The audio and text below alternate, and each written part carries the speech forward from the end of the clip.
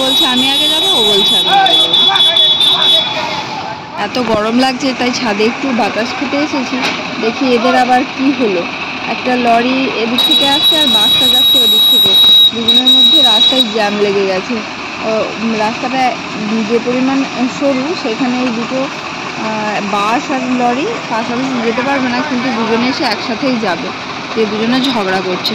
তার পিছনে আছে একটা ট্রাক্টর, তার পিছনে বোলেরো, তার ওই পাশে আবার লরি, সব কিছু মিলে একটা জ্যাম তৈরি হয়ে গেছে। পিছনে সাইকেল বাইক এগুলো একটা সবাই এসে জমা হয়ে এখানে রোড জ্যাম হয়ে গেছে। দেখতে দেখতে বেশ ভিড় হয়ে যাচ্ছে। তো একে সরু রাস্তা, তার মাঝে আবার এ বলছে আমি আগে যাবো, ও বলছে আমি আগে যাবো।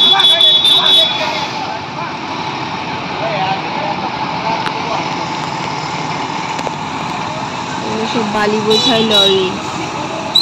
এই বালিগুলো এখানে নদী থেকে তুলে এগুলোই কলকাতা বা বাইরের স্টেটে যখন যায়, এই বালি দিয়েই কলকাতা সাইডে যে সমস্ত ফ্ল্যাটস বা কনস্ট্রাকশন বিল্ডিংস তৈরি হচ্ছে, সব এই বালি থেকে হচ্ছে। এই বালিটা এখানে হয়তো 3000 টাকা 4000 টাকা। এই যে ট্রাক্টরগুলো, সেগুলো দাম নেয়, এক ট্রাক্টর বালির জন্য দাম নেয় 3-4 হাজার টাকা। কিন্তু এটা যখন